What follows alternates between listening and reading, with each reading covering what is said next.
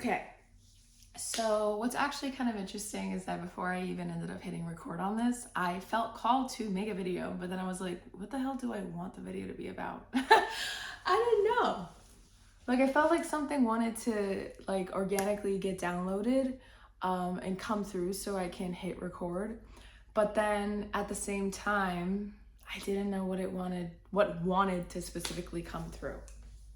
So I just felt called to share something huge that I got to sort of experience and 100% gain certainty on when I went to go visit family for my birthday last week.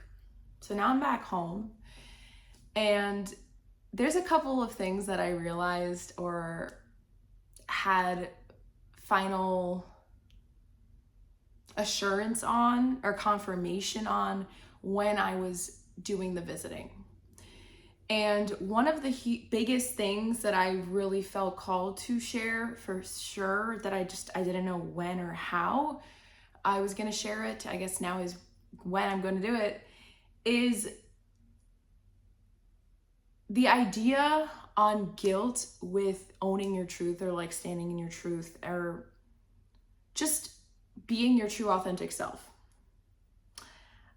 In the past, I, like growing up and everything, I have had trauma revolved around standing in my truth or being true to myself unapologetically, authentically, 100%, soulfully, because out of fear of stepping on people's toes, hurting people, saying things that could get taken out of context, so this fear of being misunderstood.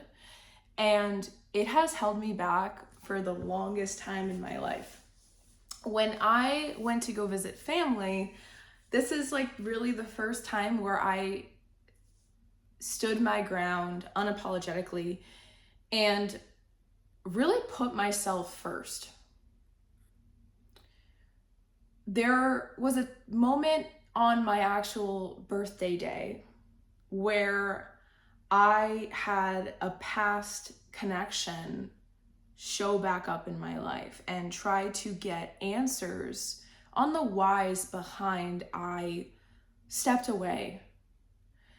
And the reason why I think I held back from sharing my full truth with that person for a very long time, like years, is because of fear of hurting them. But then I didn't realize that me not standing in my truth and being 100% me was also doing damage and harm to them. And so I really, during that moment and the day after, I really reflected on that whole encounter.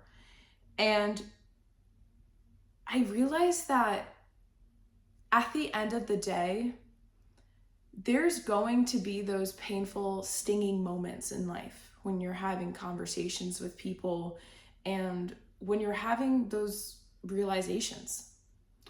And it's not our job to protect those from our truth. It's our job to just be in our truth for them to see, and they get to decide on their own how they want to respond or react to it, period. But I am not responsible to become digestible for those around me to handle or swallow my truth the way I want them to. We can't control other people's reactions to things.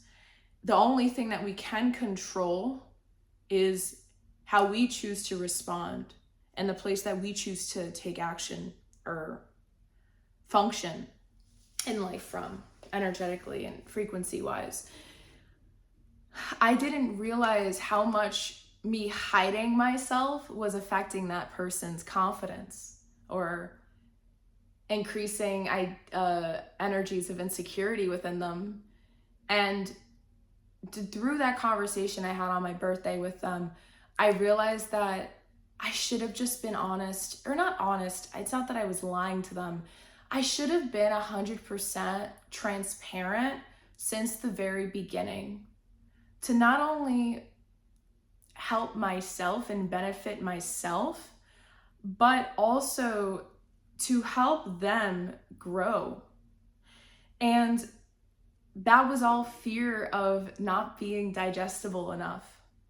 So one huge thing that I think I definitely got to experience is what it feels like to be unapologetically yourself in your past environment, or the environment that you used to be in, that you've grown out of, but like going back there for a little more than a week, and being in this different energy and frequency that's more true to myself and soul led, intuitively led, energetically led, all that, heart led, was very powerful, very eye-opening, and led me to having just a lot of realizations on the importance of owning your truth and how unselfish it actually is. I feel like a lot of people get the ideology that that is a selfish thing, to just focus on the things that you want and your heart wants and your soul wants. But you're not doing anyone a disservice when you're being honest. Actually, you're helping them, whether they acknowledge it or not, whether they agree with you or disagree with you, because you're giving them an opportunity to be a mirror and see what gets reflected back. And so I felt very called to share that on here. I think that's what wanted to come through as a download. I don't really have a plan, or I didn't have a plan when I hit record.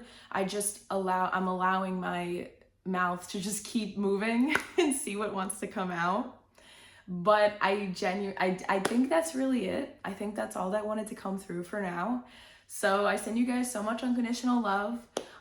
There's been a lot of work being done behind the scenes on how I plan on showing up, as a Hymns That Heals locally in my community, and also just how I'm expanding who and what a Hymns That Heals wants to be moving forward, online and in person.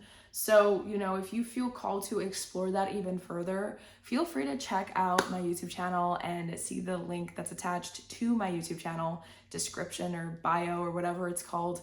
And it's going to take you to my website, and it's going to show you all the things that Hymns That Heals is and is trying to be and planning on becoming moving forward, okay? And we can join and be on that journey together for self-growth and deep healing and empowerment.